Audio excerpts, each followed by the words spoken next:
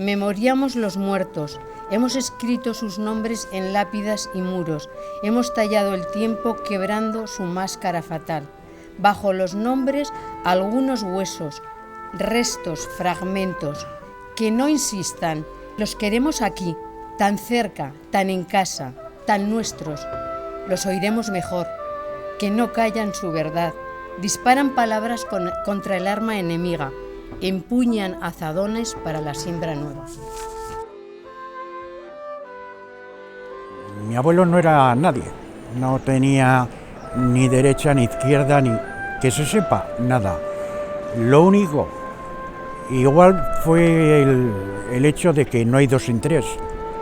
Y como ya habían matado a dos hermanos en el 36, uno por pertenecer, digamos, a la UGT y otro, creo, el más joven, que lo asesinaron teniendo 24 años, y ese pertenecía a la CNT, pues yo creo que fue un poco por decir, oye, pues mira, nos limpiamos a la familia y muerto el perro se acabó la rabia, no sé.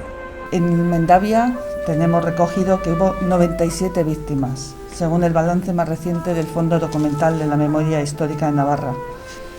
Cuesta imaginar las consecuencias de ese sufrimiento, que con todo y ser muy violentas las muertes de vuestros familiares, las consecuencias que en los años siguientes vivieron sus viudas, sus madres, sus hijas, sus hijos. Unos recibieron, pues eso, el tiro de gracia. Pero las mujeres aquí se quedaron sufriendo.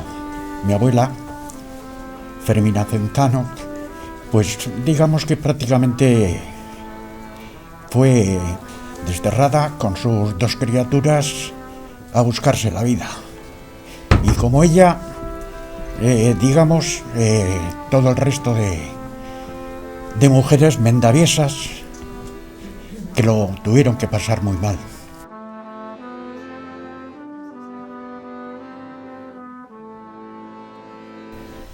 Francisco, en el fuerte, pasó por las mismas penalidades que las miles de presos que compartieron su destino.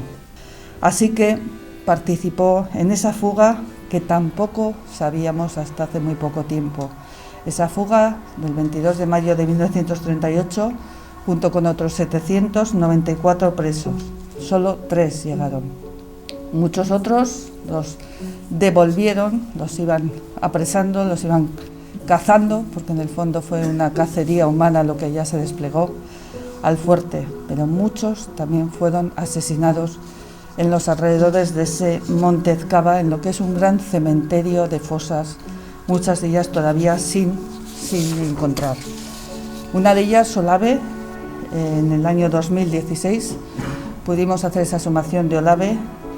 ¿Imaginas qué habría sido de esas personas cuando te llevaban allá y las fusilaron sin ningún juicio, sin ninguna justicia? Hay muchos por localizar, con la dificultad que entraña hacerlo, y todavía muchos en las cunetas. Este acto de reconocimiento de hoy emociona y alivia a la familia.